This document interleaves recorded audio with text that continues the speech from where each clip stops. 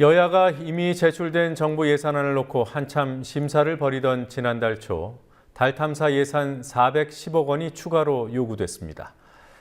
야당에서 쪽지 예산이라는 비판이 제기됐고 뉴스K는 정부의 달 탐사 계획이 미 항공우주국 나사 궤도선의 본체와 외국 부품을 사실상 조립하는 방식임을 단독 보도했습니다. 다행히 어제 통과된 정부 예산안에 달 탐사 예산은 포함되지 않았습니다. 뉴스K는 부실한 계획으로 부당하게 집행될 뻔한 달 탐사 예산을 끝까지 반영하려고 했던 국회의원들을 확인했습니다. 조아라 PD가 단독 보도합니다. 달 탐사 예산의 편성이 국회에 요구된 시점은 지난달 초. 정부 예산안이 제출된 지 한 달 이상 지난 뒤였습니다.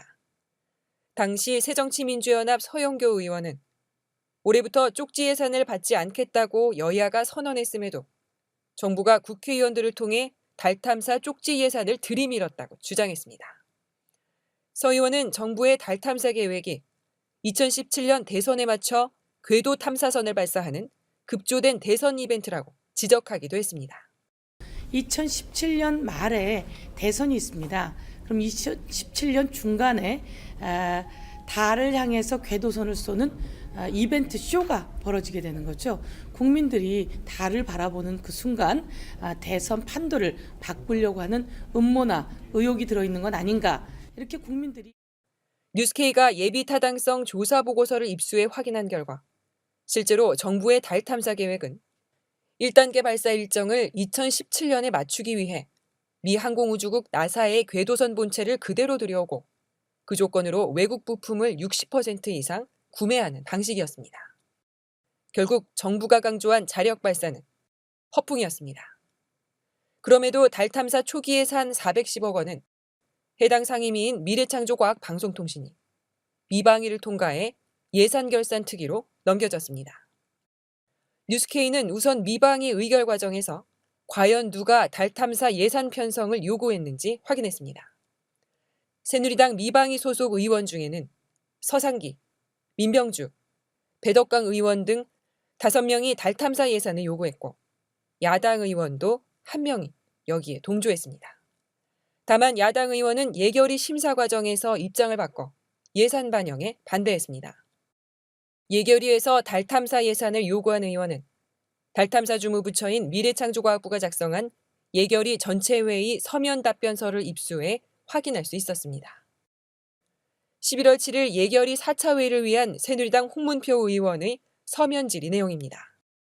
우주강국 실현이라는 국민과의 약속을 실천하기 위해 달 탐사 내년도 사업비 410억 원을 적극 반영할 필요가 있다면서 정부 입장을 물었습니다. 미래창조과학부는 전적으로 공감한다며 국회 지원을 요청했습니다. 11월 10일 5차 회의 때는 박근혜 대통령의 최측근인 이정현 의원과 같은 당 심학봉 의원이 나섰습니다. 이정현 의원은 예비 타당성 조사 결과가 정부 예산안 국회 제출 이후에 완료돼 예산이 전액 미반영된 점을 지적하며 달 탐사 사업 예산 410억 원의 반영이 필요하다고 했습니다. 심학봉 의원도 이 의원과 토시 하나 틀리지 않는 서면 질의를 했습니다. 야당에서는 달 탐사 예산을 막을 수 있어 다행이지만 여당 실세까지 개입한 쪽지 예산 관행을 반드시 근절하는 계기로 삼아야 한다고 지적했습니다.